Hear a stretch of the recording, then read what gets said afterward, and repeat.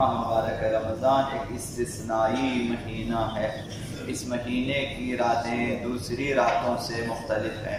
اس مہینے کے دن دوسرے مہینوں کے دنوں سے برتری اور افضلیت رکھتے ہیں، حتیٰ کہ گھڑیاں اور ساعتیں بھی اس مہینے کی دوسروں سے برتر ہے، افضل ہے۔ اور اس مہینے کی راتیں بھی بہت ہی عظیم اور برترین راتیں ہیں، اور اس مہینے میں شبۂ قدر ہیں جو کہ 1000 مہینوں سے بھی افضل ہیں۔ تو عرض یہ کیا کہ اس مہینے میں آنکھیں بند کر کے اندھادھند اعمال بجا لانا یا روزے کی نیت سے صرف بھوک اور پیاس برداشت کرنا کافی نہیں ہے۔ ممکن ہے کہ ہماری یہ عبادتیں کہ جس کے بارے میں ہم نے خصوصی اہتمامات نہیں کیے، ممکن ہے کہ قبول نہ ہو جائیں۔ تو اس لیے ان رکاوٹوں کو دور کرنا ضروری ہے جو ہماری عبادتوں کو اور ہمارے اعمال کو قبول ہونے نہیں دیتی۔ تو ایک حدیث سے مبارکہ پیغمبر گرامی اسلام حضرت محمد صلی اللہ علیہ وسلم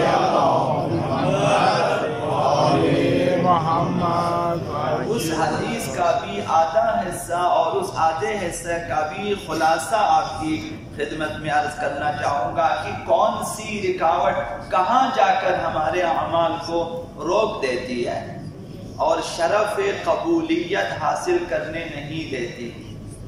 یہ حدیث بحار الانوار سے لے کر مختلف کتابوں میں موجود ہے، مختلف علماء نے اسے لکھا ہے اور بیان کیا ہے اور استفادہ کیا ہے۔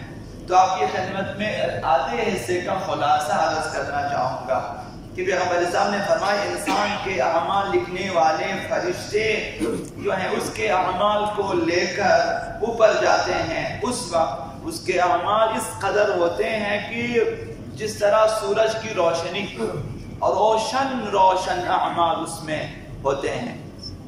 اور جب پہلے آسمان پر، جسے آسمان دنیا کہا جاتا ہے، تو بعض لوگوں کے روشن اعمال لے کر فرشتے پہلے آسمان پہ پہنچ جاتے ہیں، تو وہاں ایک نگہبان فرشتہ ہوتا ہے، وہ روک دیتا ہے انہیں کہ رک جاؤ اور ٹھہر جاؤ، عمل کو دیکھتا ہے اور پھر کہ اس عمل کو لے جاؤ اور جس نے عمل کیا ہے اس کے منہ پہ مار دو۔ تو سوال یہ ہوتا ہے کہ بھائی کیوں اس کے منہ پہ مار دیں واپس لے جا کر؟ تو یہ فرشتہ کہتا ہے کہ چونکہ خداوند متعال نے مجھے غیبت پر جو ہے مأمور کیا ہے، میں غیبت کا فرشتہ ہوں، جس نے غیبت کی ہے میں اس کے عمل کو آگے جانے نہیں دوں گا، یعنی میرا فریضہ اور میری ذمہ داری ہے۔ اب یہ ایک رکاوٹ ہے کہ ہم دوسروں کے پیٹھ پیچھے باتیں بناتے ہیں جبکہ ہمیں ان کی ضرورت نہیں ہوتی۔ ہمیں کیا ضرورت ہوتی ہے؟ اور سب کے لیے بشمول خود عرض کرنا چاہوں گا، بے وقوف ترین کام یہی ہے کہ دوسروں کے گناہ صاف کر کے لے آتے اپنی گردن پہ چڑھا دیتے ہیں اور پھر فخر کرتے ہیں غیبت کرنے کے بعد۔ یہ اگلے ایک نامہ اعمال ایسا ہوتا ہے کہ جس میں عمل صالح بھی ہے، تزکیہ نفس بھی ہے، تزکیہ نفس بھی ہے، یعنی تقوی بھی ہے اس میں کسی حد تک، اس نے خود سازی بھی کی ہے۔ پھر دوسرے آسمان تک چلا جاتا ہے، اس کا نام اعمال فرشتے لے کے جاتے ہیں دوسرے آسمان پہ، وہاں بھی ایک فرشتہ آ جاتا ہے اور روک دیتا ہے، کہتا ہے اس کو لے جاؤ، جس نے یہ عمل کیا اس کے منہ پہ مار دو۔ بھائی کیوں مارے؟ کہتے ہیں اس نے اس عمل کے ذریعے دنیا طلبی کی ہے، حصول دنیا مد نظر ہے۔ اس میں علماء شامل ہیں، اس میں حجاج شامل ہیں، معتمرین شامل ہیں، کیونکہ بڑے بڑے اعمال انجام دیتے ہیں، خصوصاً خطبہ علماء دنیا طلبی کے لیے ممکن ہے کہ گھنٹوں تقریریں کریں، دنیا طلبی ہے۔ تو جس نے اپنے اعمال سے دنیا طلب کیا ہے وہ فرشتہ روک دیتا ہے۔ بعض لوگوں کے اعمال نامے تو یہ جو دنیا طلبی کے حصول کے لیے نماز پڑھائیں، آپ خطابت کریں، آپ مثلا حتیٰ کہ برترین چیزیں جو معلمین کا پیشہ ہے، برترین عمل پیشہ انبیاء، وہ بھی اگر پیسوں میں فروخت کیا جائے بھی ایک حد تک دنیا طلبی ہے۔ تو ایک نامہ عمل چلا جاتا ہے جس میں نمازوں سے پر ہے نامہ عمل، اور صدقات بھی ہے اس میں، اور یہ تیسرے آسمان تک چلا جاتا ہے۔ تیسرے آسمان پہ نگہبان فرشتے روک دیتے ہیں اور پھر وہی جملہ کہ لے جاؤ اسے، جس نے کیا ہے عمل اس کے منہ پہ مارو۔ بھائی کیوں مارے ہیں؟ وہ فرشتہ کہتا ہے مجھے خدا نے تکبر پر معمور کیا ہوا ہے، چونکہ اس نے برتری جوئی کی ہے اپنے عمل کے، چاہا ہے کہ اس عمل کے ذریعے خود کو برتر دکھا دوں، تکبر کروں، دوسروں سے خود کو بہتر سمجھے۔ یہ تکبر ہے، خود کو بڑا سمجھنا، دوسرے کو چھوٹا سمجھنا، یہ شیطان کا عمل ہے۔ آپ جیسے بھی ہیں آپ کے لیے حرام ہے کہ آپ کسی کو حقیر سمجھیں، اپنے سے پستر سمجھیں کہ تو کون ہوتا ہے، تو کیا چیز ہے۔ یہی تکبر ہے کہ جو عموماً آپ دیکھتے ہیں لوگوں کے زبان پہ جاری ہے کہ تو کون ہوتا ہے، تو کیا چیز ہے میرے سامنے، تو کل کا فلاں ہے، تو مسئلہ یہ چیز ہے برتری جوئی اور برتربینی۔ یہ عمل وہاں پہ تکبر کی وجہ سے نام عمل کو روک دیتا ہے اور قبول ہونے نہیں دیتا۔ اور ایک نام عمل جو ہے جس میں تسبیحات ہیں اور جس میں روزے بھی ہیں، حج بھی ہیں، ان چیزوں سے مزین اعمال نامہ ہے، روشن ستارے کی طرح جاتا ہے فرشتوں کے ساتھ چوتھے آسمان پر۔ وہاں نگہبان فرشتہ روک دیتا ہے کہ ٹھہر جاؤ، اس عمل کو لے جاؤ، اس عمل کو صاحب عمل کے منہ پر مارو اور اس کے پیٹ پر بھی مارو، کیونکہ اس نے اس عمل کے ذریعے خود پسندی کی ہے۔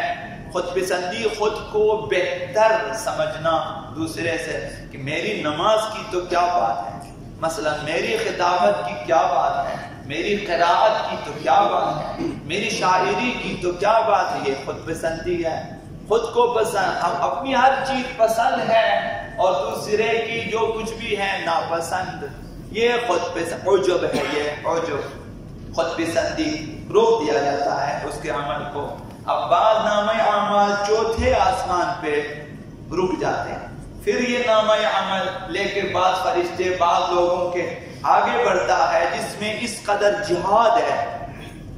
جہاد اپنے معنی میں جہاد، مثلا جہاد فی سبیل اللہ، جہاد بالسیف، جہاد بھی ہے، صدقات بھی ہے۔ روایت کے الفاظ ہیں کہ اس قدر وہ عمل نامہ اعمال مزین ہے کہ جس طرح کسی دلہن کو سجایا گیا ہو، اس قدر خوبصورت اعمال اس کے اندر موجود ہے۔ پانچویں آسمان پہ روک دیا جاتا ہے، نگہبان فرشتہ کہتا ہے کہ اسے لے جاؤ، صاحب عمل کے منہ پہ مار دو واپس، کیونکہ یہ جب بھی یہ شخص عمل میں اور عبادت میں کسی کو خود سے برتر دیکھتا تھا تو حسد کرتا تھا۔ یہ حسد کی وجہ سے جب ایک شخص زیادہ نمازیں پڑھے دوسرے کو جو حسادت ہو جاتی ہے، اس کے کردار میں کوئی کیڑے میڑے نکالنے کی کوشش کرتا ہے تاکہ پھر کردار کشی کرے، یہ حسد کی وجہ سے ہے۔ یا تجارت میں آگے ہیں پھر حسادت کرتے ہیں، یا مثلا عبادت میں یا اطاعت میں، جس میں بھی ہے۔ آپ کو خدا نے توفیق دی، مختلف لوگوں کے لیے آپ جو ہے راشن بانٹتے ہیں، بعض لوگوں کو تکلیفیں ہوتی ہیں اور جا کے آپ کے خلاف جو ہے وہ مختلف باتیں کہ یہ ریاکار ہے، تو یہ فلان ہے، تو یہ خمس نہیں دیتا، تو فلان کردار کشی کرتے ہیں۔ تو جو شخص حسد میں مبتلا ہے اور دوسروں کے پاس نعمتوں کو، معنوی یا ظاہری نعمتوں کو دیکھ کر اس سے برداشت نہیں ہوتا، دل میں یہ آرزو ہوتی ہے کہ اس کی یہ معنوی نعمتیں بھی اور ظاہری نعمتیں بھی ختم ہو جائیں، اس کو کہتے ہیں حسد۔ تو پانچویں آسمان پہ اس کا نامہ عمل روک دیا جاتا ہے اور وہ فرشتہ کہتا ہے کہ اس کے اعمال کو اس کندھوں پہ رکھو، اور یہی عمل، نامہ عمل، یہی اعمال خود اس پر لعنت کرتے رہیں گے کہ مجھے انجام دیا اور خود تمہاری حالت مثلا ہے۔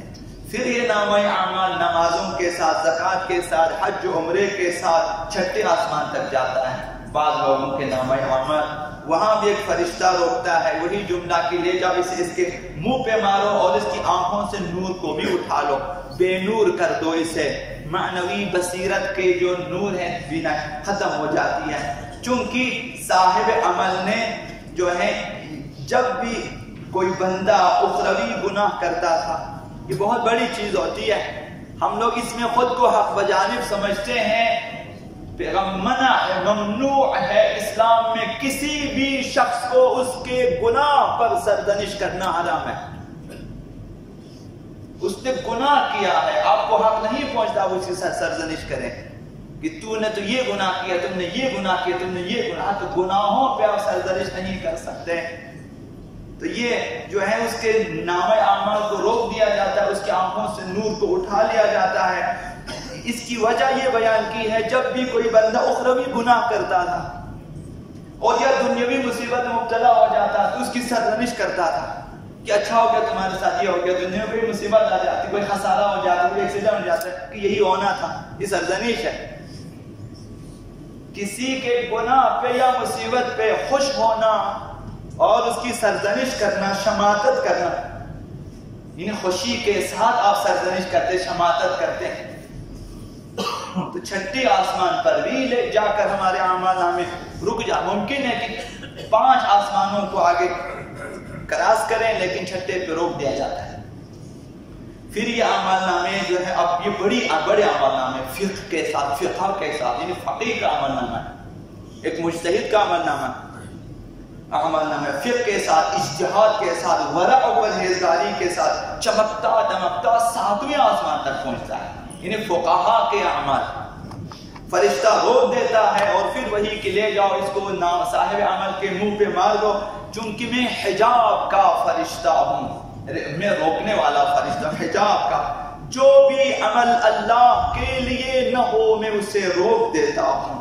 اس عمل صاحب عمل نے، اس عالم نے، اس فقیہ نے چاہا ہے کہ رہنماؤں کی نظر میں بلند مرتبہ ہوں، ایسے اعمال ہے کہ میں مرجع تقلید بن، یہی چاہنا اس مجتہد کے لیے عیب ہے کہ میں بن جاؤں، دوسروں سے بہتر مرجع تقلید بن جاؤں۔ مثلا اپنے آپ کو برتر دکھانا چاہا، نشستوں میں اپنا تذکرہ چاہا اس نے کہ جہاں محفل ہو اس کی باتیں ہوں، اس کا نام لیا جائے، اور شہروں میں اس کی شہرت ہو جائے، شہرت طلبی اور برتری جوئی، اور اسی طرح سے اس کا تذکرہ لوگوں کے لیے۔ یہ 3 چیزیں فقہا اور علماء میں انہوں نے اس وجہ سے اجتہاد کیے ہیں، مجتہد بنے، رسالے لکھے ہوں گے، تفسیریں لکھی ہوگی۔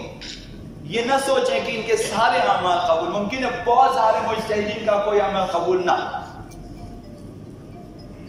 اور یہ فرشتہ 7ویں آسمان پہ کہتا ہے میرے پروردگار نے مجھے حکم دیا ہے جو عمل اللہ کے لیے خالص نہ ہو اسے آگے نہ جانے دوں۔ 7ویں جو کہ آخری آسمان ہے، روک دیا جاتا ہے۔